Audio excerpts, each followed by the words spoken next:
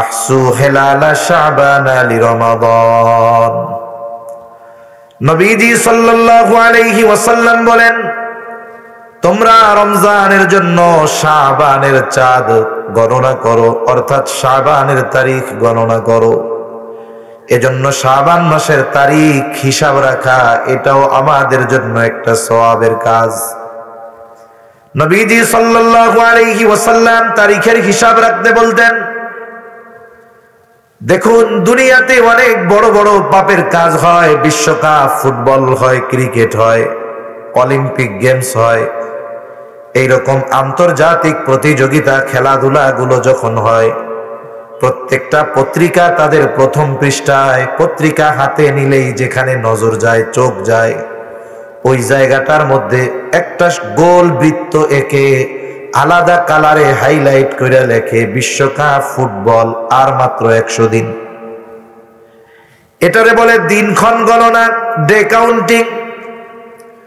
এইটা প্রতিদিন পাঠকের সামনে যায়, আর যারা খেলাধুলা প্রেমী তাদের অন্তরের মধ্যে এক ধরনের আবেগ উত্তেজনা কাজ করতে থাকে।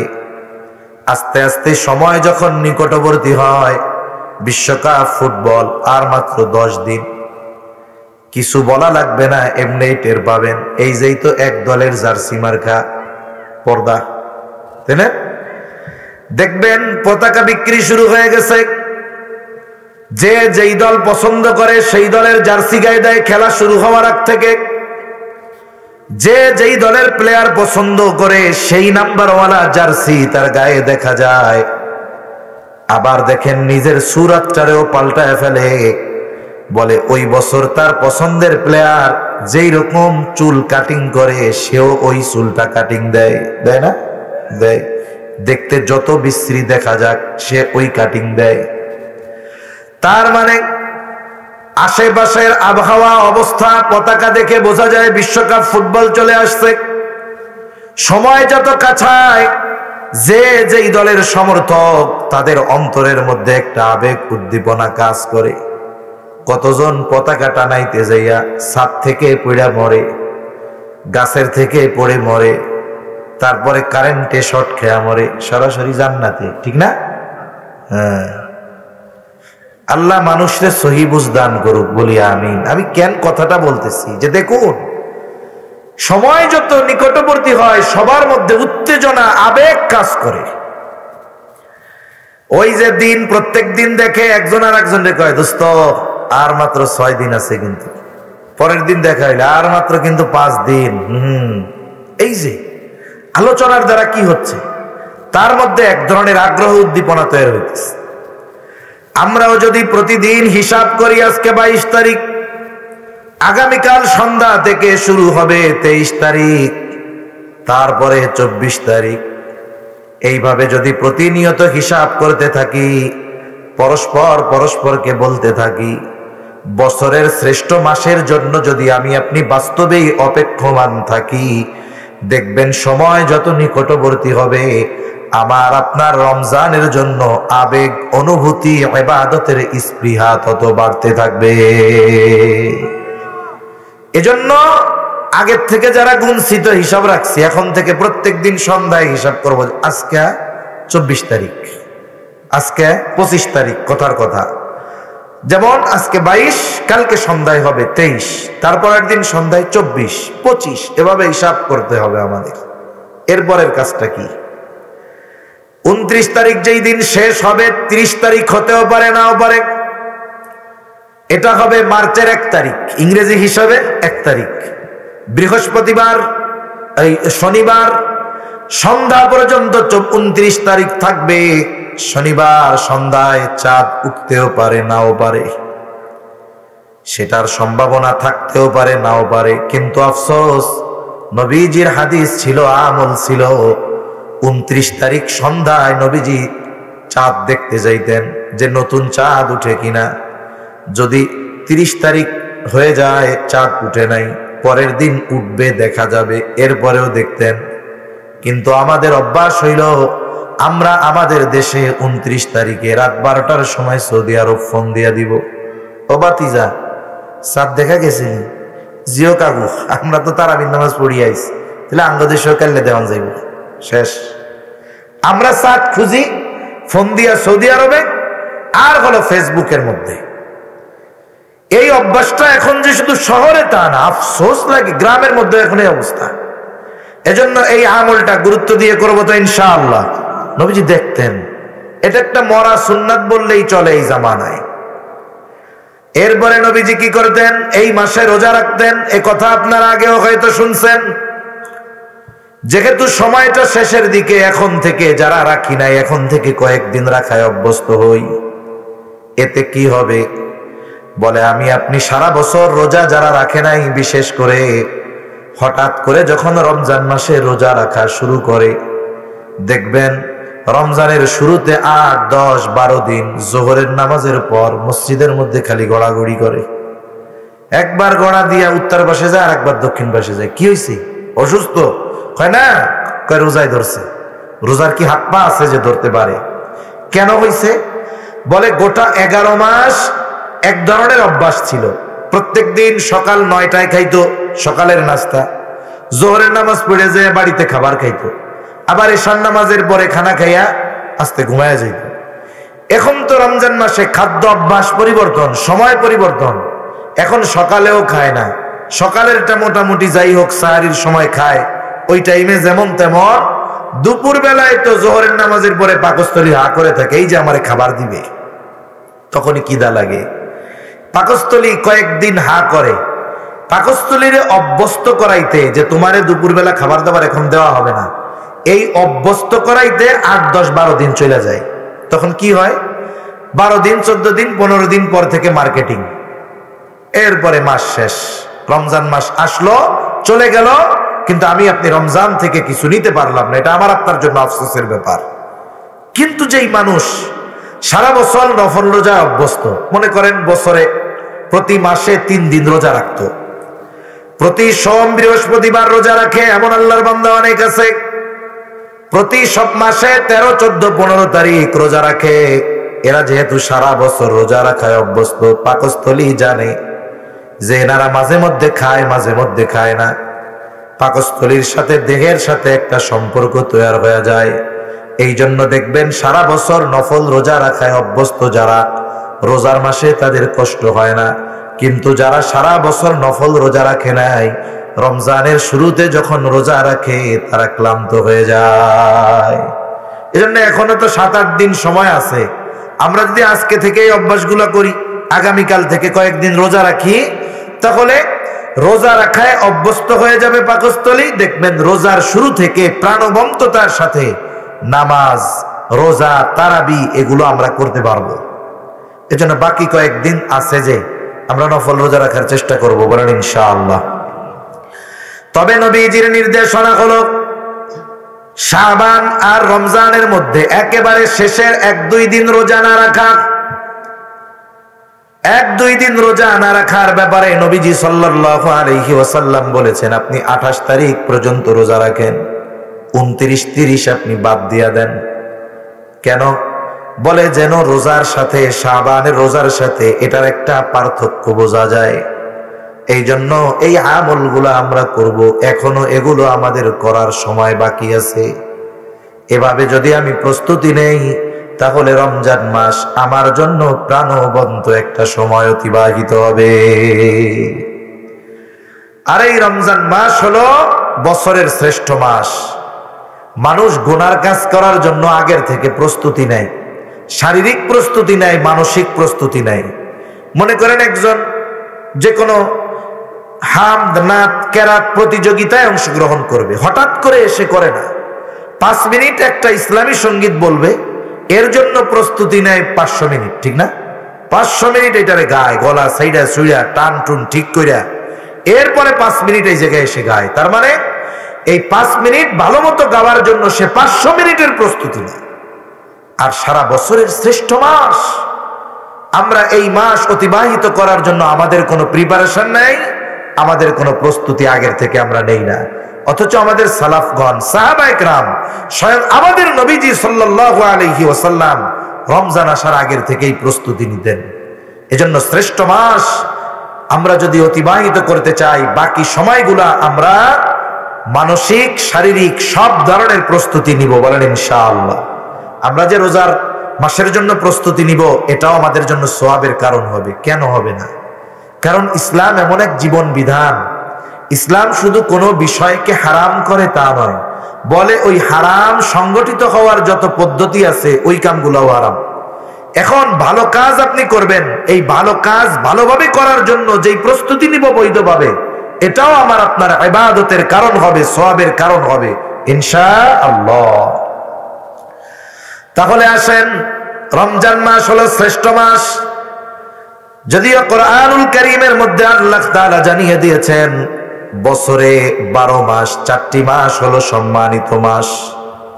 আল্লাহ তাআলা কোরআনুল কারীমের মধ্যে জানায় দিয়েছেন, এটা সৃষ্টির শুরু থেকে নিয়েই আল্লাহ তাআলার সিদ্ধান্ত, অতীতের সব উম্মতের জন্য এই 4 মাস সম্মানিত মাস ছিল, উম্মতে মুহাম্মাদির জন্য এই 4 মাস সম্মানিত মাস। তবে স্পেশাল ভাবে আল্লাহ তাআলা উম্মতে মুহাম্মাদিকে দান করেছেন রমজান মাস, আর এই রমজান মাস হলো বছরের সর্বশ্রেষ্ঠ মাস। রমজান মাস বছরের শ্রেষ্ঠ মাস। আল্লাহ তাআলা এই উম্মতরে কয়েকটা শ্রেষ্ঠ জিনিস দান করছে। 1 নাম্বার দান করেছে সাইয়্যিদুল আম্বিয়া, সব নবীদের সর্দার আমাদের নবী, সব নবীদের সর্দার আমাদের নবী। এরপরে আল্লাহ তাআলা দান করেছেন আমাদেরকে সব মাসের মধ্যে শ্রেষ্ঠ মাস রমজান মাস। আল্লাহ তাআলা আমাদেরকে দিয়েছেন শ্রেষ্ঠ রজনী লাইলাতুল কদর। আল্লাহ তাআলা আমাদেরকে দিয়েছেন শ্রেষ্ঠ কিতাব কোরআনুল কারীম।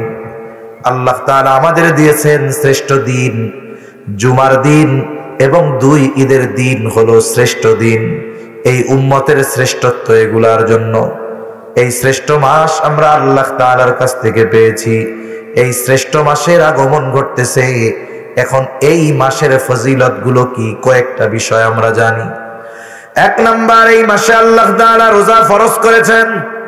আল্লাহ তাআলা কোরআনুল কারীমের মধ্যে বলেন, ইয়া আইয়ুহাল্লাযীনা আমানু কুতিবা আলাইকুমুস সিয়াম কামা কুতিবা আলাল্লাযীনা মিন ক্বাবলিকুম লাআল্লাকুম তাত্তাকুন।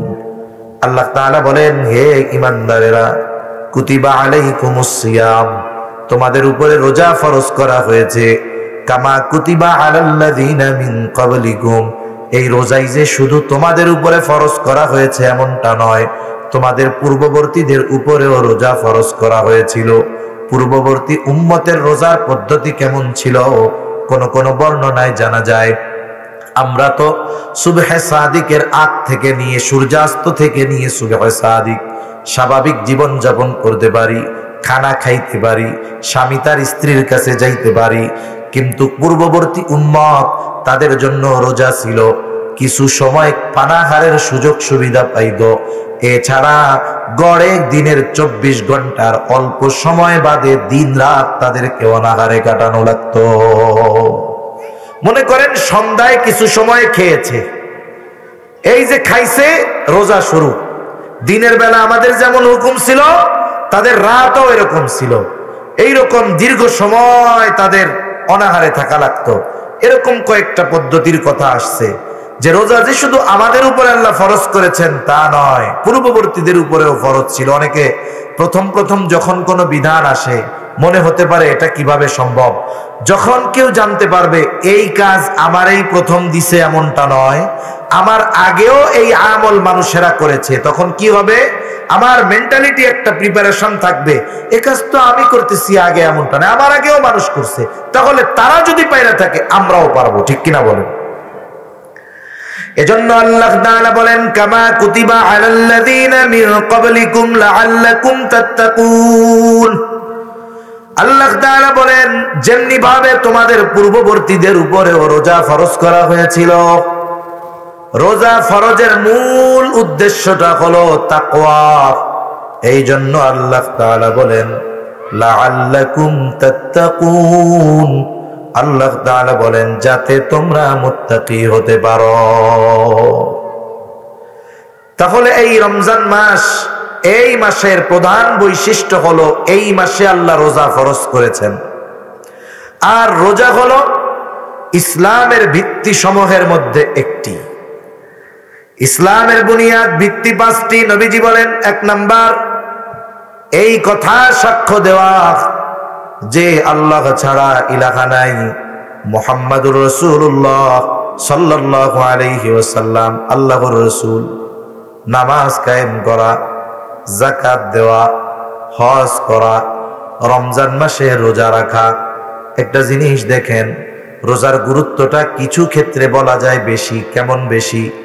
আমাদের মা বোনরা যারা প্রাপ্তবয়স্কা হয়েছেন ওই সময় থেকে নিয়ে 50-55 বছর পর্যন্ত, বলে যখন সন্তান তাদের গর্ভে থাকে ওই সময়টা, আর সন্তান প্রসব করার পরে কিছু সময় ব্যতীত সে যদি পরিপূর্ণ সুস্থ থাকে, প্রতি মাসে আল্লাহ তাআলা তাকে কিছু অসুস্থতা দিয়েছে। বলে এই সময়গুলাতে তার জন্য নামাজকে আল্লাহ তাআলা মাফ করে দিয়েছে। আবার রোজার মাসে যদি এই অসুস্থতা তার মধ্যে দেখা দেয়, বলে তার জন্য ওই সময় রোজা ছাড় দেওয়া হয়েছে, কিন্তু নামাজ ছাড় দেওয়া হলো, কাজা আদায় করা লাগবে না। কিন্তু অসুস্থতার কারণে যদি রোজা ছুটে যায়, তাকে রোজাগুলো কাজা করতে হবে। তাহলে রমজান মাস শ্রেষ্ঠত্বের কারণ, 1 নাম্বার কারণ, বলে এই মাসে আল্লাহ রোজা ফরজ করেছেন, যা ইসলামের 5টি ভিত্তির অন্যতম। 2 নাম্বার কারণ, বলে এই মাসেই মুসলমানদের সংবিধান কোরআন আল্লাহ তাআলা নাজিল করেছেন। আল্লাহ তাআলা কোরআনুল কারীমের মধ্যে বলেন, শাহরু রমাদানাল্লাযী উনজিলা ফীহিল কুরআন হুদাল লিন্নাসি ওয়া বাইয়িনাতিম মিনাল হুদা ওয়াল ফুরকান। আল্লাহ রাব্বুল আলামিন বলেন, শাহরু রমাদান, রমজান মাস, আল্লাযী উনজিলা ফীহিল কুরআন, যেই মাসে আল্লাহ তাআলা কোরআন নাজিল করেছেন। এই কোরআন কি? বলে এটা হলো ফুরকান, সত্য মিথ্যার মধ্যে পার্থক্যকারী। এই কোরআন হলো ফুরকান, সত্য মিথ্যার মধ্যে পার্থক্যকারী। এরপরে আল্লাহ তাআলা বলেন, ফামান শাহিদা মিনকুমুশ শাহরা ফালইয়াসুম। আল্লাহ তাআলা বলেন, তোমাদের মধ্যে যে এই মাস পাবে সে যেন এই মাসে রোজা রাখে। তাহলে 1 নাম্বার, রমজান মাসের শ্রেষ্ঠত্বের 1 নাম্বার কারণ, প্রথম হলো রমজান মাস গোটা বছরের মধ্যে শ্রেষ্ঠ মাস। কোন কারণগুলোর কারণে শ্রেষ্ঠ? বলে 1 নাম্বার কারণ, আল্লাহ তাআলা এই মাসে ইসলামের অন্যতম বুনিয়াদ রোজা আল্লাহ ফরজ করেছেন। 2 নাম্বার, এই মাসে আল্লাহ তাআলা কোরআন নাজিল করেছেন, যা মানুষের জন্য হেদায়েত। এক জায়গায় আল্লাহ তাআলা বলেন হুদাল্লিল মুত্তাকিন, কোরআন মুত্তাকিনদের জন্য হেদায়েত। আর এক জায়গায় বলেন হুদাল্লিন নাস, এটা মানুষের জন্য হেদায়েত। দেখুন, এই কোরআন, মুমিন তো ইমানের মতো দৌলত লাভ করছে, এখন মুমিনের জন্য করণীয় কি? বলে মুমিন এই কোরআনের আলোকে নিজের ব্যক্তিগত জীবন, পারিবারিক জীবন, সামাজিক জীবন, অর্থনৈতিক জীবন, রাষ্ট্রীয় জীবন, সব জায়গায় এই কোরআন প্রতিষ্ঠার জন্য প্রচেষ্টা করবে। ঠিক কিনা বলেন?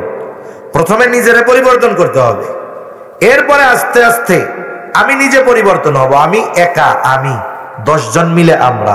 মনে করেন আপনার পরিবার, আপনি যদি পরিবর্তন হন, আপনার প্রতিবেশীদেরকে যদি পরিবর্তনের চেষ্টা করেন, এই কয়েকটা ওই পরিবার নিয়ে একটা সমাজ হয়, কয়েকটা সমাজ নিয়ে একটা মহল্লা হয়, কয়েকটা মহল্লা নিয়ে একটা ওয়ার্ড হয়, কয়েকটা ওয়ার্ড নিয়ে একটা ইউনিয়ন হয়। এভাবে পরিবর্তন শুরু করতে হবে নিজের থেকে। কিন্তু আমাদের টেন্ডেন্সি, চিন্তাধারা অনেক সময় এরকম, আমরা চিন্তা করি যে রাষ্ট্রীয়ভাবে ইসলাম প্রতিষ্ঠা হোক, এরপরে আমরা ইসলাম পূর্ণ মানব। মনে রাখতে হবে, ব্যক্তিগত জীবনে ইসলাম মানার ক্ষেত্রে যেই প্রতিবন্ধকতা আমাদের সামনে যদি না থাকে, যেই পর্যন্ত ইসলাম মানার ক্ষেত্রে কোনো প্রতিবন্ধকতা নাই, ওই পরিমাণ ইসলাম যদি, কোরআন যদি, দ্বীন যদি আমি আপনি পরিপূর্ণ বাস্তবায়ন না করি, আল্লাহর কাছে ছাড় পাওয়ার উপায় নাই। আচ্ছা বলেন তো, আমি আপনি যদি পর্দা করে চলি, আমার পরিবার যদি পর্দা করে চলে, ঠেকানোর কেউ আছে? আপনারা যদি সুদ না খান, আমরা যদি সুদ না খাই, জোর করে সুদ খাওয়াবে কেউ আছে? তাহলে যেই বিষয়গুলো আমাদের আমল করার সুযোগ আছে আমরা এগুলো কেন করি না? শুধু অপেক্ষায় থাকি কখন ইসলাম প্রতিষ্ঠা হবে। ইসলাম যারা প্রতিষ্ঠা করবে এরাই যদি ইসলাম যতটুকু মানার সুযোগ আছে না মানে, তাহলে ইসলাম প্রতিষ্ঠা কেমনে হবে? এটা মনে রাখতে হবে। ইসলামকে অনেকে মনে করে যে ইসলাম বিজয়ী নয়, এটা মানুষ মনে করে। না না, ইসলাম শুরু থেকে নিয়ে কিয়ামত পর্যন্ত বিজয়ী। ইসলামই বিজয়ী, কিন্তু ইসলামের এই বিজয়ী কাফেলায় আমরা শামিল হতে পারে কিনা এটা দেখার বিষয়। এজন্য মনে রাখবেন, এই কোরআনের আলোকে আমরা আমাদের পরিবার সাজাবো, আমরা আমাদের ব্যক্তিগত জীবন সাজাবো, আমরা আমাদের অর্থনৈতিক জীবন সাজাবো। আমি যতটুক মানার ক্ষেত্রে প্রতিবন্ধকতা নাই, এইটুকু যদি না মানি তাহলে কিয়ামতে আল্লাহর কাছে কি জবাব দিব? এজন্য কোরআনের আলোকে যতটুকু চলার সুযোগ মুমিন আমাদের চলতে হবে। এখন হুদাল্লিন নাস, গোটা মানব জাতির জন্য হেদায়াত। অনেক কাফের মুশরিক এই কোরআন তিলাওয়াত করে এরা ইমানের মতো দৌলত লাভ করেছে। কয়েক বছর আগে নেদারল্যান্ডের একজন ইসলাম বিদ্বেষী বামপন্থী ছিল, এমনকি সে কোরআন পড়ানোর জন্য সমর্থন দিত, নিজের টাকায় কোরআন কিনে নাকি মানুষের দিত, তোরা এটা পড়া। কতটা বিদ্বেষ ছিল তার। এই আল্লাহর বান্দা এক সময় কি করছে, চিন্তা করছে যে কোরআনের প্রতি এত আমার অন্তরের মধ্যে বিদ্বেষ, এই কোরআনে আছে কি? মূলত সে জানার জন্য, বোঝার জন্য, মানার জন্য কোরআন পড়ে নাই। এই কোরআন রিসার্চ করে সে যেন ইসলাম আর মুসলমানদের উপরে আরো অপবাদ দিতে পারে, এই জন্য সে কোরআন পড়া শুরু করছে। একটা সময় কি হয়েছে, এই কোরআন সে পড়ছে, কোরআন যখন সে বোঝার চেষ্টা করছে, আল্লাহ তাআলা তাকে হেদায়েতের মতো দৌলত দান করছে। সুবহানাল্লাহ, সে মুসলিম হয়ে গেছে। ইসলামের বিরুদ্ধে কোরআন পড়ে ইসলামের বিরুদ্ধে কাজে লাগানোর চেষ্টা করতেছিল, কিন্তু এই কোরআন তিলাওয়াত বুঝ তাকে এক সময় ঈমানের মতো দৌলত দান করছে। এজন্য কোরআনুল কারীম যদি কেউ নিরপেক্ষভাবে একজন অমুসলিম হৃদয় দিয়ে অনুধাবন করার চেষ্টা করে, এই কোরআনের প্রভাব তার অন্তরের মধ্যে আসবে, এটা বাস্তব। এমনি একদিন এই কোরআনের ব্যাপারে একটা কথা আসতেছে, খেলাধুলা করে জায়েজ না জায়েজ হারাম আমি ওইটা বলতেছি না, বোঝানোর জন্য বলতেছি। আফ্রিকায় একজন খেলোয়াড় আছে, সে ওই মুসলিম, সম্ভবত সে মূলত তার পাকিস্তানি হবে, আফ্রিকায় গিয়ে সেই, তার নাম মোহাম্মদ হাশিম আমলা। পত্রিকা একদিন লিখতেছে যে তার সতীর্থরা তার ব্যাপারে বলতেছে এটা, যে উনি যখন গাড়িতে ওঠে তখন উনি কোরআন তিলাওয়াত করে। ওনার সহকর্মী যারা, অন্যান্য খেলোয়াড় যারা, এরা বলতেছে যে আমরা যখন হতাশাগ্রস্ত থাকি তখন আমরা তাকে বলি, ভাই তুমি একটু জোরে পড়ো, তোমার এই পড়া আমাদের কানে যখন আসে আমরা আত্মার প্রশান্তি লাভ করি। একটু চিন্তা করেন, একজন খ্রিস্টান, সেও আবেগ দরদ নিয়ে কোরআন শুনে, পড়ে না, সে বুঝেও না, কিন্তু একজন পড়ে, এতটুকু খেয়াল দিয়ে শোনার কারণে তারা আত্মার প্রশান্তি লাভ করে। এজন্য কোরআন এটা তো হুদাল্লিন নাস, গোটা মানব জাতির জন্য হেদায়েত। এই কোরআন যদি দুনিয়ার সবাই আমরা মেনে চলতে পারি, তাহলে গোটা পৃথিবীর মধ্যে সত্য মিথ্যার পরিপূর্ণ পার্থক্য নিরূপণ করা আমাদের জন্য সম্ভব হবে। এজন্য দেখুন, যারা কোরআন পড়ে, যারা কোরআন বোঝে, এদের বুঝ একরকম, আর যারা কোরআন বুঝে না, 5 ওয়াক্ত নামাজ পড়লেও তাদের বুঝ আর একরকম, ঠিক কিনা?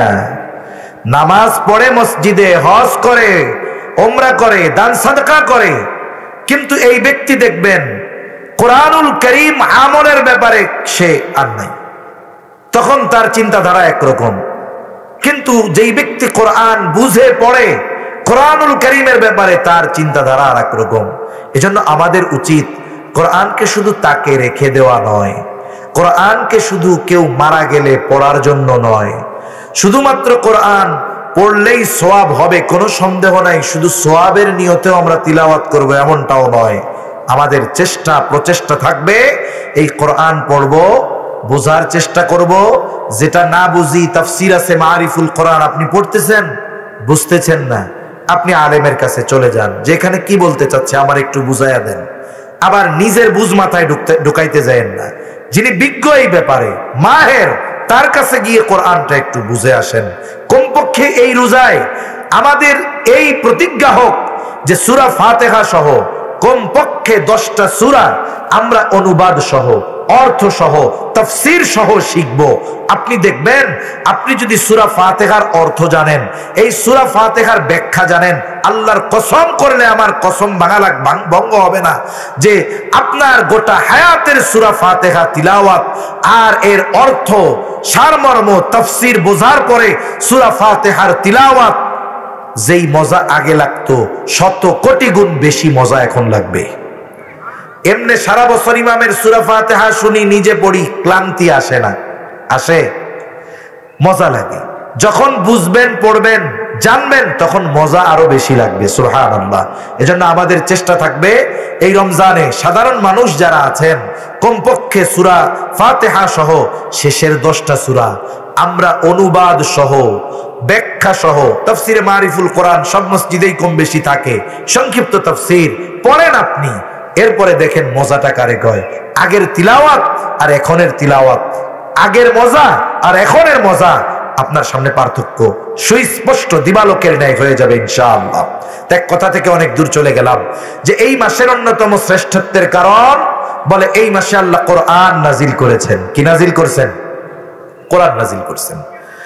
এই মাসের শ্রেষ্ঠত্বের আর একটি কারণ, বলে এই মাসেই আছে এমন রজনী, যেই রজনীতে আল্লাহ কোরআন নাজিল করেছেন, সাথে সাথে সেই রজনী আল্লাহ তাআলা হাজারো মাসের চাইতে শ্রেষ্ঠ বলে অভিহিত করেছেন। লাইলাতুল কদর। আল্লাহ তাআলা কোরআনুল কারীমের মধ্যে বলেন, ইন্না আনজালনাহু ফি লাইলাতিল কদরি ওয়া মা আদরাকা মা লাইলাতুল কদর লাইলাতুল কদরি খায়রুম মিন আলফি শাহর। আল্লাহ তাআলা বলেন, ইন্না আনজালনাহু ফি লাইলাতিল কদর, আমি কোরআন কদরের রজনীতে নাজিল করেছি। আল্লাহ তাআলা কেমন যেন এই বিষয়টার প্রতি আগ্রহী হওয়ার জন্য বলেন, ওয়া মা আদরাকা মা লাইলাতুল কদর, আপনি কি জানেন লাইলাতুল কদর কি? আল্লাহ তাআলা আবার জবাব দেন, লাইলাতুল কদরি খায়রুম মিন আলফি শাহর, লাইলাতুল কদর এমন এক মহিমান্বিত রজনী, বলে 1000 মাসের চাইতেও এই রজনীটা উত্তম। 1000 এমন মাস যেই মাসগুলোর মধ্যে লাইলাতুল কদর নাই, এরকম লাইলাতুল কদর বিহীন 1000 মাসের চাইতে এই রজনী উত্তম। এত দামি হইছে কেন? বলে দামি হওয়ার কারণ তো এইটা যে ওই দিন ওই রজনীতে আল্লাহ কোরআন নাজিল করেছেন। সুবহানাল্লাহ। এখন আমাদের দেশে একটা প্রবণতা হলো এরকম যে আমরা লাইলাতুল কদর বলতে একেবারে 27 তারিখ দিবাগত রাত্রেই বানায় ফেলছি। 26 তারিখ দিবাগত রাতকেই আমরা লাইলাতুল কদর বানায় ফেলছি। একেবারে সব মসজিদে নামই হয়ে গেছে 27-এ, নাম দিয়ে দিছে কি 27 রাত্রে খতম হইব, 27 রাত্রে এই আমল করবো। এখন বিষয়টা বুজুর্গানে দিনের কথা কিছু নকল করে শোনাই। কোরআন নাজিল তো হয়েছে নির্দিষ্ট একটা তারিখে, তাই না? কোরআন নাজিল হয়েছে এমন রজনীতে যেই রজনীটা ছিল কি রজনী? বলে ওই সেই মহিমান্বিত রজনী লাইলাতুল কদর ছিল। এখন কোরআন নাজিল হয়েছে, সেই তারিখটা তো 23 হতে পারে। আল্লাহ তারিখের কথা কিন্তু বলেন নাই যে অমুক তারিখে নাজিল হয়েছে। আল্লাহ বলছেন ওই রজনী ছিল সেই মহিমান্বিত রজনী। এখন হাদিসের আলোকে, বিশুদ্ধ একাধিক বর্ণনার আলোকে জানা যায় বেজোড় রাত সমূহের মধ্যে লাইলাতুল কদর হওয়ার সম্ভাবনা সবচেয়ে বেশি। রাসূল সাল্লাল্লাহু আলাইহি ওয়াসাল্লাম বলেছেন যে তোমরা লাইলাতুল কদর শেষ দশকের বেজোড় রাত্রিগুলোর মধ্যে অন্বেষণ করো। এখন হতে পারে 23 তারিখ হতে পারে, 21 তারিখ হতে পারে, 25 তারিখ হতে পারে, 27 তারিখ হতে পারে, 29 তারিখ হতে পারে। এজন্য আমাদের বিষয়টা এমন থাকবে যে কোরআন নাজিল হয়েছিল যেই রাতে, ওই রাতটা ছিল মহিমান্বিত রাত। তবে তারিখ তো আল্লাহ কয়ে দেন নাই 27 তারিখ। হ্যাঁ, তবে 27 তারিখের ব্যাপারে বর্ণনা আছে। এখন দেখা গেল কোন কোন মাসে ওইটা হয়ে গেল 25 তারিখে, হতেও তো পারে, ঠিক কিনা বলেন? এজন্য আমাদের কাজ কি? গুরুত্ব সহকারে শেষ দশকে ইবাদত করা। আয়েশা সিদ্দিকা রাদিয়াল্লাহু তাআলা আনহা বলেন, শেষ দশকে নবীজি কোমরে গামছা বাঁধা ইবাদতে নেমে যেতেন, কোমরকে শক্ত করে বেঁধে নিতেন। এটা একটা পরিভাষা আর কি। আমাদের দেশে বলে না যে নাম সে দেখ আমাদের এলাকায় বলে কাঁচা দিয়া নামছে, কোমরে গামছা বাইন্দা নামছে, কোমরেও গামছা নাই, এমনিও কাঁচা নাই। আসলে বিষয়টা কি? সর্বোচ্চ গুরুত্ব দিচ্ছে ওই বিষয়টার উপরে, এটা বোঝানো। নবীজি সাল্লাল্লাহু আলাইহি ওয়াসাল্লাম শেষ দশকে সর্বোচ্চ গুরুত্ব দিতেন, বিশেষ করে বেজর রাত্রিগুলাতে। আমরা নির্দিষ্ট তারিখের উপরে নির্ভর না করে রমজানের শেষ দশকের বেজর রাত্রিগুলাতে সর্বোচ্চ গুরুত্ব দিয়ে এই রজনী আমরা অন্বেষণ করব। তাহলে এই রমজান মাসের অন্যতম শ্রেষ্ঠত্বের কারণ 3 নাম্বার বলে এই মাসেই আছে সেই রাত যেই রাত 1000 মাসের চাইতে উত্তম। সুবহানাল্লাহ। এরপরে নবীজি সাল্লাল্লাহু আলাইহি ওয়াসাল্লাম জানায় দেন, যখন রমজানের আগমন ঘটত নবীজি সাহাবায়ে কেরামের সামনে বক্তব্য দিতেন, তোমাদের কাছে এমন এক মাসের আগমন ঘটেছে, এই মাস হলো শাহরুম মুবারাকুন, এটা হলো বরকতের মাস। এই মাস যখন আসে কি হয়? নবীজি সাল্লাল্লাহু আলাইহি ওয়াসাল্লাম বলেন, ইযা দাখালা রমাদান ফুতিহাত আবওয়াবুল জান্নাহ ওয়া গুলিকাত আবওয়াবুন নার। আরেক বর্ণনায় আসছে ফুতিহাত আবওয়াবুর রাহমাহ, আরেক বর্ণনায় আসছে ফুতিহাত আবওয়াবুস সামা ওয়া গুলিকাত আবওয়াবুন নার। আল্লাহ তাআলা এই রমজান মাস যখন আসে জান্নাতের দরজাগুলো খুলে দেয়। এই রমজান মাস যখন আসে আল্লাহ তার রহমতের দরজাগুলো খুলে দেয়। এই মাস যখন আগমন করে আল্লাহ তাআলা আসমানের দরজাগুলো খুলে দেয়, জাহান্নামের দরজাগুলোকে বন্ধ করে দেয়। গোটা মাসে আর এই দরজাগুলো খোলা হয় না। সুবহানাল্লাহ। এই জন্য গোটা রমজান মাস রহমতের মাস, নাজাতের মাস, মাগফিরাতের মাস। যদিও একটা দুর্বল বর্ণনাকে কেন্দ্র করে আমরা দশক দশক ভাগ করে ফেলি, কিন্তু মনে রাখতে হবে রহমত, মাগফিরাত, নাজাত গোটা মাসেই আল্লাহর পক্ষ থেকে আসে না নাই। এজন্য এটাকে তো রহমতের মাস বলা হইল, এটা তো বরকতের মাস, এটা নাজাতের মাস। আল্লাহর নবী বলেন এই মাসে শয়তানকে শৃঙ্খলাবদ্ধ করে দেওয়া হয়, এই মাসে শয়তানকে আটক করে ফেলা হয়, শয়তানকে আটকায় দেওয়া হয়। এখন কথা হইল এরপরেও মানুষ গুনাহ করে কেন? বলে মানুষ জিন শয়তানরে আটকাইলো, ঠিক আছে, নফস শয়তানরে তো আর আটকায় নাই। আবার দেখেন মানুষ দীর্ঘ সময় ধরে যেই কাজে অভ্যস্ত হতে থাকে, বলে কিছু সময়ের জন্য সেটা থেকে নিবৃত পরিপূর্ণভাবে হওয়া তার জন্য কঠিন। যেমন একজন যখন সাইকেল চালায় রাস্তায়, 10 প্যাডেল সাইকেল মারলে আর 3 প্যাডেলের রাস্তায় এমনিই যায়, ঠিক না? 10 প্যাডেল যদি মারে সাইকেলে, এমনিও একটু বিরতি দিলে আরো কিছু সামনে এমনিতেই যায়। শয়তান আটকা থাকে, তাহলে এই টাইপে গুনাহ করে কেন? বলে এটা হলো অভ্যাসের কারণে। কিসের কারণে? অভ্যাসের কারণে। চলে আসতেছে না পিছনের থেকে। এখন দেখেন, আমি আবার রাজনৈতিক আলাপ আলোচনা এসব আমি করি না, কিন্তু এরপরেও একটা উদাহরণ দেওয়ার জন্য বলি। এখন আগের কত লোক বুঝছেন, আগে এক পার্টি করতো, এখন হুট করে দল পাল্টায় ফেলছে। এখন ওনারে দিছে বক্তব্য দিতে। এখন বিএনপির জনসভায় কথার কথা বক্তব্য দিচ্ছে। বিএনপির স্লোগান কি? বাংলাদেশ জিন্দাবাদ, ঠিক না? এখন উনি তো 16 বছর কই আইছে জয় বাংলা। বিএনপির সমাবেশে বক্তব্য দিতে গিয়া মুখ ফটকে বের হয়ে গেছে, জয় বাংলা জয় বঙ্গবন্ধু। পাশের থেকে 16 বছর ধরে একই কথা বলতেছি, তো কয়দিন পরে ঠিক হয়ে যাবে। তাহলে বোঝা গেল কি? দেখেন সে সমাবেশে আছে কোন দলের, হ্যাঁ স্লোগান দিছে কোন দলের। কেন? বলে এই যে 13-14 বছরের অভ্যাস, এটা কি 2-4 দিনে যাবে? সময় লাগবে তো। এই জন্য ওই যে 11 মাস ধরে টানা গোনাই করে খালি। এখন এই মাসে গোনা কমে ঠিক, কিন্তু বাদ দিতে পারে না, এটা বাস্তব। রমজান মাসে স্বাভাবিকভাবে অধিকাংশ মানুষ, কিছু মানুষ তো আছে রমজানকে মনে করে এটা আমার দুনিয়াবি প্রফিটের মাস, লাভের মাস, আছে না কিছু মানুষ? দেখবেন রমজান মাসে মানুষের কিছু জিনিস আছে নিত্য প্রয়োজনীয়, এগুলার সব মজুদদারেরা স্টক করে রাখবে। রাসূলুল্লাহ সাল্লাল্লাহু আলাইহি ওয়াসাল্লাম এদের ব্যাপারে সতর্ক করেছেন, খবরদার, বাজারে কৃত্রিম সংকট যারা সৃষ্টি করে এদের ব্যাপারে নবীজির পক্ষ থেকে হুঁশিয়ারি। ওদের কথা বাদ দেন, ওরা তো করবেই, কারণ ওরা রমজান মাসকে আখিরাতের ব্যবসা নয় বরং দুনিয়া কামানোর এক মাস মনে করে, ঠিক কিনা বলেন? এই যে রোজাদারদের তারা কষ্ট দিচ্ছে, এজন্য এই বিষয়টা ঠিক না। এখন ওই যে অভ্যাস আগের, এই জন্য এই 1 মাসে গোনা ছাড়তে পারে না, তবে গোনা কমে, এটা বাস্তব। সাধারণ মানুষ রোজা রাখার দ্বারা গোনার স্পৃহা অন্তরের থেকে কমে, এটা বাস্তব।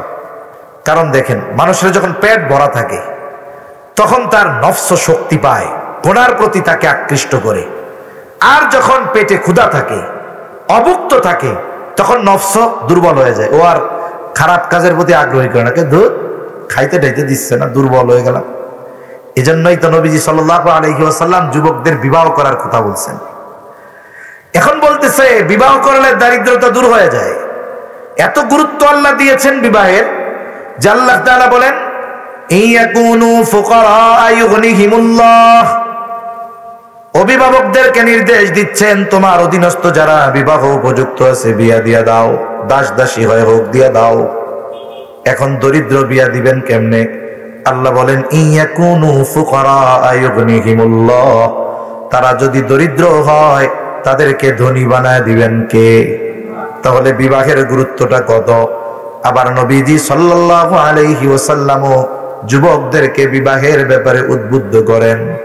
এরপরে নবীজি জানায় দেন, সে যদি সামর্থ্য না থাকে, একেবারেই যদি বিবাহ করার মতো তার কিছুই না থাকে, নবীজি তাকে নির্দেশ দিয়েছেন সে যেন রোজা রাখে। কারণ কি? রোজা রাখার দ্বারা কুপ্রবৃত্তি, চাহিদা এটা নিয়ন্ত্রণে থাকে। সেজন্য রোজা রাখার মাধ্যমে গোনার স্পৃহা, গোনার আগ্রহ মানুষের মধ্যে কমে। আর গোনা যে যত কম করবে, বাদ দিবে, সে তত বড় মুত্তাকি। এটাই রোজার মূল মাকসাদ। এক কথার থেকে অনেক দূর আমরা চলে যাচ্ছি আস্তে আস্তে। তাহলে রোজার মাস, রমজান মাস শ্রেষ্ঠত্বের অন্যতম কারণ, এই মাসে আল্লাহ জান্নাতের দরজা খুলে দেয়, এই মাসে আল্লাহ আসমানের দরজা খুলে দেয়, এই মাসে আল্লাহ তাআলা রহমতের দরজা খুলে দেয়, এই মাসে আল্লাহ তাআলা জাহান্নামের দরজাগুলো বন্ধ করে দেয়, এই মাসে আল্লাহ তাআলা শয়তানকে আবদ্ধ করে ফেলে। অর্ধেক সাপোর্ট তো আল্লাহ দিয়ে দিছে, বাকি অর্ধেক লড়াই আমাদের করতে হবে রমজান মাসে কিছু নিয়মতান্ত্রিকতার মধ্যে জীবন চালানোর মাধ্যমে। অনেকে মনে করে রোজার মাস যত পারো খাও, কোনো হিসাব তো নাই। আমি হিসাব করে দেখছি, এটা আমার একটা হিসাব। অন্যান্য সময় মানুষ 3 বেলায় যা খায়, রোজার মাসে 2 বেলায় তার চাইতে আরো বেশি খায়। আমি ভুল বলছি নাকি? ইবাদতে কেন মজা পায় না? তারাবির সময় দেখবেন খতম তারাবি পড়বে, কতজন খতম তারাবি শুই না, ওই খতম যে কাম সারা, সূরা তারাবি হলে কত ভালো হইতো রে। অথচ কোরআন নাজিলের মাস, আপনি একটা ঘন্টা সময় একটু কোরআন তিলাওয়াত শুনবেন। নামাজের রুকু সেজদা এগুলা তো আর শর্ট করার সুযোগ নেই। ওই 10টা সূরা দেই 2 বার পড়বেন 20 রাকাত। আপনি যদি কোরআন তিলাওয়াত করেন এক পারা, একেবারে সহি শুদ্ধভাবে যদি হাফেজ সাহেব পড়ে, তাড়াতাড়ি যদি পড়ে সহি শুদ্ধ করে, তিলাওয়াত করতে লাগবে তার আধা ঘন্টা। ধরেন এক পারা পড়তে লাগবে কত সময়? আধা ঘন্টা। আর নামাজ, রুকু, সেজদা এগুলো তো আছেই, থাকবেই। এখন আরো 10 মিনিট এখান থেকে বাদ দেন, আপনি তো এই 10 মিনিটে 10 মিনিটে 10 সূরা 2 বার পড়বেন। এখন 20 মিনিট সময় বেশি লাগাইলে আপনি গোটা রমজান খাতমে তারাবি পড়তে পারতেছেন মাত্র 20 মিনিট সময় দিলে। অথচ এই 20 মিনিট দাঁড়ায় থাকতে আমাদের গিরার বাটি আউট হয়ে যায়। কি জন্য হয় জানেন? দেখুন, আপনি সকালে সুবহে সাদিক থেকে নিয়ে সারাদিন আপনি না খাওয়া মানুষ, যখন ক্ষুধার্ত, ক্ষুধার সময়, খাবারের সময় অতিবাহিত হলে কিছু সময় পরে দেখবেন ওই সময়ের মতো আর খিদা লাগে না। দুপুরে আপনি 2টায় খান, আপনি যদি 3টা পর্যন্ত না খেয়ে থাকেন, 4টার দিকে 2টার সময় যেই পরিমাণ খিদা ছিল, 4টায় আর ওই পরিমাণ খিদা লাগবে না। কারণ কি? পাকস্থলী 2টা থেকে 3টা করে ছিল, খাবার দেয় কিনা।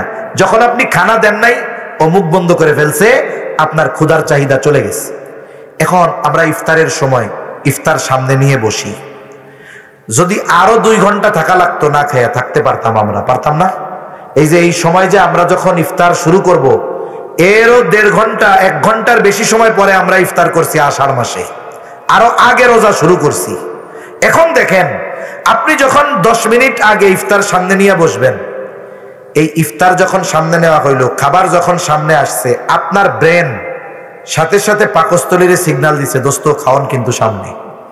এখনো কি করে, আ করে ফেলে, যেন তোমরা খাবার দিবে। আল্লাহ তাআলার নিজাম কত সুন্দর, এখনো আ করে বসে রয়েছে। এখন কি হয় জানেন, এই শেষের 5 মিনিট আর ঘড়ির থেকে শেষই হয় না। কয় কি রে, এই 5 মিনিট যায় না, একটু পর দেখে কি রে, এই 5 মিনিটে মোটামুটি 1 ঘন্টার মতো লাগে। এখন আমি ওই যে খাবারের পরশা সামনে বসায় বসছি, যে এখন আমার পাকস্থলী খাবারের জন্য আমারে বলতেছে তাড়াতাড়ি খাবার নাও, খাবার নাও। এখন আপনি কি করলাম, আমি তৃষ্ণার্ত আছি, খেজুর 2টা গালে দিয়া ধুমসে 3 গ্লাস খাইলাম শরবত। আর বাংলাদেশে ইফতার মানে হইল বেগুনি, আলুর চপ, সুলা, মুড়ি, পেঁয়াজু, মানে যেই কয়টা খাওয়ার পরে পেট বোমবাস্টিক হয়ে যাবে ওইরকম খাবার। আপনি সারাদিন পেটে খাবার দেন নাই, প্রথমেই দিলেন এই তেলে ভাজা খাবার। খাবার তার ক্রিয়া শুরু করে 1.5 ঘন্টা পর থেকে। আপনি ইফতারের ঠিক 1.5 ঘন্টা পরেই তারাবির নামাজে যান। ওই যে যখন খাইছেন, এশার আজান যখন দিছে, তখন এই যে শরীরের মধ্যে মনে হচ্ছে এখন যদি 2 ঘন্টা ঘুমাইতে পারতাম। এখন গেছেন মসজিদে, এখন কি আর নামাজ পড়ার এনার্জি আছে?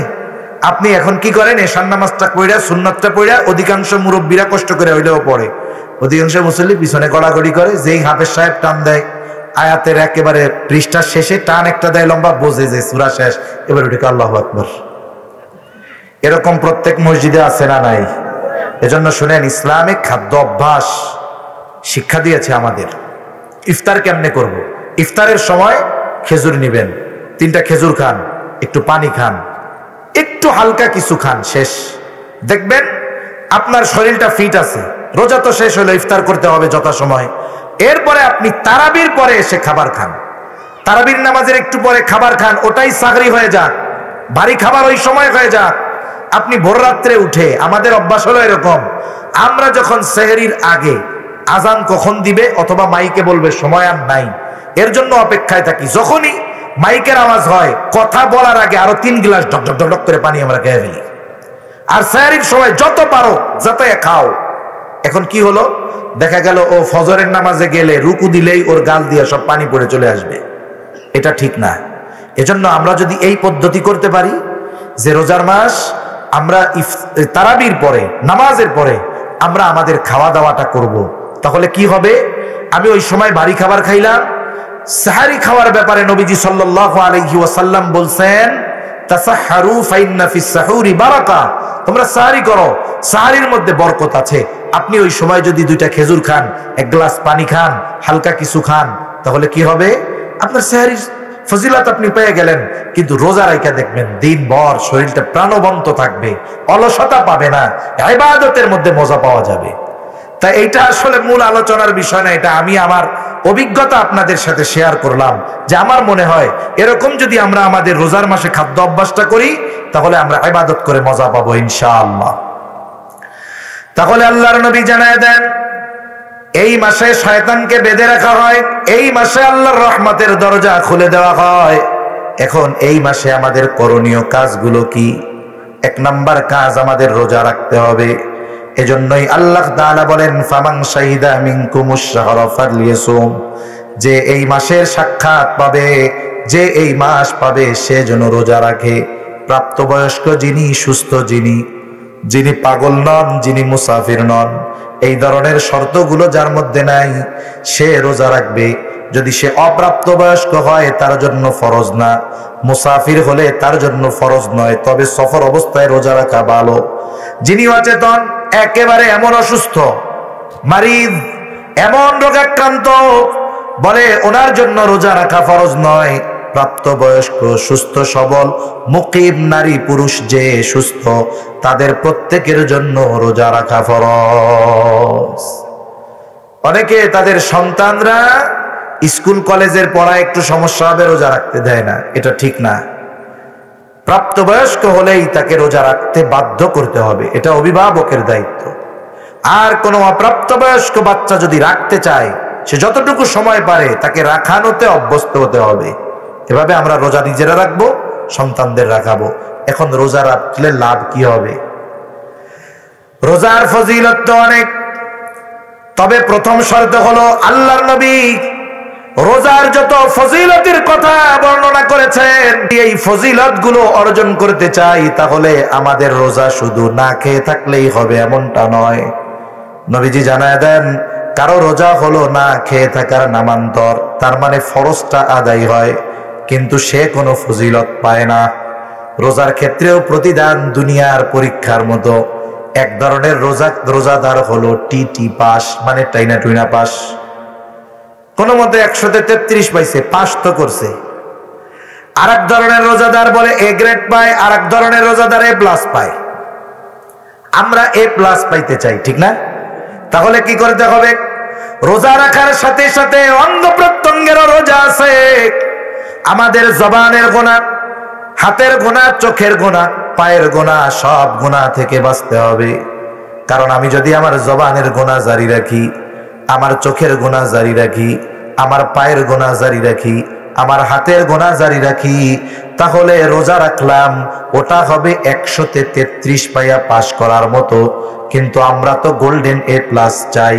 গোল্ডেন এ প্লাস যদি পেতে হয়, রোজা রাখার সাথে সাথে আমাদের সকল প্রকার অন্যায় গুনাহ কাজ সমূহ থেকেও বেঁচে থাকতে হবে। ওই রকম রোজা যদি রাখা যায়, এই রোজার প্রতিদান স্বয়ং নিজে আল্লাহ, স্বয়ং নিজেকে। নবীজি সাল্লাল্লাহু আলাইহি ওয়াসাল্লাম জানায় দেন, আল্লাহ তাআলা বলেন, কুল্লু আমাল ইবনে আদম লাহু ইল্লা সিয়াম। প্রত্যেকটা আমল বনি আদম করে এটা নিজের জন্য, ইল্লা সিয়াম, রোজা ব্যতীত। কেন? আল্লাহ তাআলা বলেন হাদিসে কুদসি, আস-সাওমু লি ওয়া আনা আজজি বি। নবীজি বলেন, আল্লাহ তাআলা বলেছেন বান্দা রোজা রাখে আমার জন্য, আর বান্দার এই রোজার প্রতিদান স্বয়ং আমি আল্লাহ। আল্লাহ যার হয়ে যায় তার কি আর কোনো কিছুর চিন্তা আছে? আর কোনো কিছুর চিন্তা নেই। আল্লাহকে যদি পাইতে হয় তাহলে শুধু না খেয়ে থাকলেই হবে না, আমাদের সকল ধরনের গুনাহ থেকে বাঁচতে হবে। দেখুন, রোজাদার রোজা রাখে, রোজা রাখার দ্বারা এই পাকস্থলী যখন পানি যায় না, খাবার যায় না, যেমন আপনার একটা ঘর, যত সুন্দর ঘর হোক, ওই ঘরে যদি 3 মাস কেউ না থাকে, এই শূন্য ঘর আপনি পরিষ্কার করে রেখে গেছেন, আপনি যখন 3 মাস পরে ওই খালি ঘরে ঢুকবেন, ওই একটা গন্ধ আসে কিনা, ঠিক না? এটা কিসের গন্ধ? এটা হলো মানুষ বসতি করে নাই, কেউ থাকে নাই, একটা গন্ধ হয়। রমজান মাসে রোজা রাখার কারণে পাকস্থলী তো খালি, তখন একটা গন্ধ আসে। একটা হলো দাঁত নামাজার গন্ধ, এ গন্ধ না, কিন্তু অনেকে বুঝে না। আবার আল্লাহর নবী সাল্লাল্লাহু আলাইহি ওয়াসাল্লাম বলেন, লা খুলুফু ফামিস সাইমি আতইয়াবু ইনদাল্লাহি তাআলা বির রিহিল মিস্ক। রোজা রাখার কারণে রোজাদারের মুখে একটা গন্ধ হয়। দাঁত মাজতে হবে, মেসওয়াক করা যাবে, পেস্ট দিয়ে মাজা এটা অনিরাপদ, কারণ স্বাদ গলার ভিতরে চলে যাওয়ার সম্ভাবনা থাকে, যেন মেসওয়াক করবেন 5 বেলাই, যতবার খুশি মেসওয়াক করা যাবে, সমস্যা নেই। এখন এরপরেও যারা মেসওয়াক করে তারা বুঝবে, তার গালে এমনি গন্ধ না, কিন্তু এরপরেও রোজা রাখার কারণে একটা গন্ধ আসে। কেন? বলে পাকস্থলী খালি থাকে, তো এই গন্ধটা এই রোজা রাখার কারণে। নবীজি বলেন, লা খুলুফু ফামিস সাইম, এই যে রোজাদার রোজা রাখার কারণে তার মুখের যে গন্ধ আল্লাহ তাআলার কাছে মেশক আম্বরের চাইতে বেশি প্রিয়। সুবহানাল্লাহ। এখন বলেন, ওই রোজা রেখে আমি গীবত করলাম, আমি যদি রোজা রেখে গীবত করি, মৃত ভাইয়ের গোশত খাওয়ার মতো, কেমন যেন আমার দাঁতের সাথে পচা গোশত লেগে থাকবে, তাহলে তো ওইটার দুর্গন্ধ বের হবে। এজন্য মনে রাখতে হবে, রোজা রেখে আমরা সকল গুনাহ থেকে বেঁচে থাকবো, বলেন আমিন। এরপরে রোজাদারের স্পেশালিটি কি? নবীজি সাল্লাল্লাহু আলাইহি ওয়াসাল্লাম জানায় দেন, ইন্না ফিল জান্নাতি বাবান ইউকালু লাহুর রায়্যান। জান্নাতের একটা স্পেশাল দরজা আছে, যেটা শুধুমাত্র রোজাদারদের জন্য। এই দরজার নাম হলো রায়্যান। ফেরেশতারা ডাকতে থাকবে, আইনাস সাইমুন, কোথায় রোজাদারেরা, কোথায় রোজাদারেরা? রোজাদারেরা ওই দরজা দিয়ে ঢুকবে। সর্বশেষ ব্যক্তি যখন রোজাদার ওই দরজা দিয়ে ঢুকবে, আল্লাহ রাব্বুল আলামিনের নবী জানায় দেন, ওই দরজা বন্ধ করে দেওয়া হবে, রোজাদার ব্যতীত ওই দরজা দিয়ে আর কেউ ঢুকতে পারবে না। দুনিয়ায়ও অনেক অনুষ্ঠানের মধ্যে একই সেমিনারের হলের মধ্যে সেমিনার হবে, কিন্তু দরজা ভিন্ন ভিন্ন থাকে। এক জায়গায় থাকে আম পাবলিকের, এক জায়গায় থাকে ভিআইপিদের, আর এক দরজা থাকে ভিভিআইপিদের। বলে ভিভিআইপির দরজা দিয়ে আম পাবলিক ঢুকতে পারবে না, যদিও একই হলে ঢুকবে। ওই রকম ভাবে ভিভিআইপির জন্য আলাদা দরজা কেন? বলে এটা তার জন্য আলাদা স্পেশালিটি, তার জন্য থাকবে লাল গালিচা, তার জন্য থাকবে ফুলের সংবর্ধনা, তার জন্য আসনটা থাকবে একটু ব্যতিক্রম। বলে কিয়ামতের দিন রোজাদারের জন্য এরকম আলাদা স্পেশালিটি থাকবে। সুবহানাল্লাহ বলেন। আর এক হাদিসের মধ্যে আসছে নবীজি সাল্লাল্লাহু আলাইহি ওয়াসাল্লাম বলেন, গ্রীষ্মকালীন রোজা তো পার হয়ে গেছে, এখনো আমরা কিছুকাল রোজা পাবো, যদিও গরম ফাল্গুনে রোজা হবে, এখানেও তো শেষ দিকে একটু গরম পাবো। নবীজি বলেন, যেই ব্যক্তি আল্লাহর জন্য গ্রীষ্মকালে তৃষ্ণার্ত থেকেছে, তার মানে সে রোজা রাখছে, পানির পিপাসায়ও পানি পান করায় নাই। নবীজি বলেন কিয়ামতের দিন আল্লাহ তাআলা ওই ব্যক্তিকে পিপাসা নিবারণের জন্য পানি পান করাবে। এত ফজিলত, এত মর্যাদা, এত সম্মান এই রোজাদারের জন্য। অথচ দেখবেন এমনি সময়ের চাইতে বাজারের দোকানগুলোয় পর্দা দিয়ে খাবার লোক বেড়ে গেছে, ঠিক কিনা বলেন? এজন্য নবীজি এক হাদিসের মধ্যে বলেন, রোজার মাস যখন আসে ইমানদারদের মধ্যে এক ধরনের উদ্দীপনা কাজ করে যে ইবাদতের মৌসুম আসছে, আর মুনাফিকরা এরা বেজার হয়ে যায়, চিন্তা করে ঘরের বউ রোজা রাখবো রে, খাওন দাওন নাই, টাকা দিয়া হোটেলে যায় খাইতে হইব। এজন্য অনেক দোকানদারের খোঁজ নেই তো আমরা, কি ব্যাপার ভাই রোজার মাসে বন্ধ? ভাই এই সময় আরো বেচা কেনা বেশি, এই সময় আরো কি বেশি? বেচা কেনা বেশি। আফসোস, কোন ব্যক্তি যদি রোজার মাস, রোজা ফরজ, এই সময় যদি অহংকার প্রদর্শন করে মানুষের সামনে প্রকাশ্যে খায়, তার ঈমান চলে যাওয়ার সমস্যা আছে, ঈমান চলে যাওয়ার সম্ভাবনা আছে। এজন্য খবরদার, খবরদার, এ কাজ করা যাবে না। আমরা ঈমানদার, আমরা একটু কষ্ট করে রোজা রাখবো, আল্লাহ উত্তম প্রতিদান দিবে। রাখা যাবে না ইনশাআল্লাহ? তাহলে এই যে রমজান মাস আসতেছে, এই রমজানটা যেন প্রাণবন্ত হয়, এই রমজানটা যেন আমাদের আল্লাহকে পাওয়ার রমজান হয়। এজন্য আমাদের চেষ্টা অব্যাহত থাকতে হবে। সাথে সাথে কি করতে হবে? আল্লাহ তাআলার কাছে এই জন্য দোয়া করতে হবে। কেন দোয়া করব? কারণ দোয়ার মাধ্যমেই মানুষের ভাগ্য পরিবর্তন হতে পারে। আবার দেখুন, নেক আমলের মাধ্যমে নবীজি বলেন হায়াত বাড়ে। হায়াত বাড়ে বলতে হায়াতে আল্লাহ বরকত দেয়। আল্লাহ তাআলা হতে পারে আমাদের রমজান পর্যন্ত আমাদের হায়াত বাকি নাই, হতে পারে কি পারে না, কিন্তু আমি যদি সর্বোচ্চ আবেগ, সর্বোচ্চ চেষ্টা রাখি, দোয়া করি আল্লাহ আমার রমজান মাসটা পাওয়ায়া দেন, আল্লাহ রমজান মাসটা পাওয়ায়া দেন, আল্লাহ রমজান মাসটা পাওয়ায়া দেন, আল্লাহ তাআলা চাইলে পৌঁছাইতে দিতে পারেন কি পারেন না। ওই যে বনি ইসরাইলের এক জালেম 100 খুন করছে, এক আলেম বলছে অমুক গ্রামে যায় তুমি মাফ চাও। এখন সে রওনা দিছে, সে তো রওনা দিছে মাফ পাওয়ার উদ্দেশ্যে, কিন্তু সে পৌঁছানোর আগেই মালাকুল মাউত চলে আসছে। আজরাইল আলাইহিস সালাম তো মূল সর্দার, কিন্তু আবার গ্রুপ আছে দুইটা, একটা হলো বদকারের জান কবজ করার গ্রুপ, আর একটা হলো নেককারের জান কবজ করার গ্রুপ। প্রত্যেক ব্যক্তির ক্ষেত্রে এক গ্রুপ আসে, কিন্তু এই ব্যক্তির ক্ষেত্রে 2 গ্রুপ এসে হাজির। এখন কয় এটা হলো আমার দলের লোক, ও কয় না এটারে আমরা নিব। এখন 2 দলের মধ্যে তর্ক বাইদা গেছে, কোন দল এই ব্যক্তির জান কবজ করবে? নেককার ফেরেশতাদের জান যারা কবজ করে তারা না বদকারের? সমাধান কে দিবে? আল্লাহ। আল্লাহ সমাধান দিছে, এক কাজ করো, তার অবস্থান নির্ণয় করো। সে যদি নেককারদের গ্রামের কাছাকাছি হয় তাইলে তার তাওবা কবুল, সে নেককারদের অন্তর্ভুক্ত। এখনো কিন্তু নেককারদের গ্রামে মাপ চাওয়ার জন্য পৌঁছায় নাই, নিয়ত করে রওনা দিছে। আর যদি তার বাড়ি কাছে হয় তাইলে সে বদকারদের গ্রুপ হবে। এখান থেকে কয়েক ধরনের বর্ণনা। এক বর্ণনা হলো লোকটা জমিনের উপরে পড়ে গেছে, পড়ে যাওয়ার পর তার পা তো বন্ধ, চলে না, কিন্তু সে থেমে যায় নাই, সে বুক দিয়া ঘষে ঘষে সামনের দিকে গেছে। এখন জমিন মাপা হইল, দেখা গেল সে 1 বিগত বেশি ওই নেককারদের গ্রামের দিকে চলে গেছে। সুবহানাল্লাহ। ওই গ্রামে কি পৌঁছাইছে নাকি একটু বেশি গেছে? এই কারণে আল্লাহ তাআলা তারে মাফ করে দিয়েছে। এরপরে কি হইল? আরেক বর্ণনা বলে সে আসলে বেশি দূর আসতে পারে নাই, তার বাড়ি নিকটে ছিল, নেককারদের গ্রাম দূরে ছিল। আল্লাহ তাআলা তার থেকে তার বাড়িকে জমিন সম্প্রসারিত করে দূরে বানায় দিছে, আর জমিন নেককারদের দিক থেকে সংকুচিত করে তারে কাছে বানায় দিছে। সুবহানাল্লাহ বলে।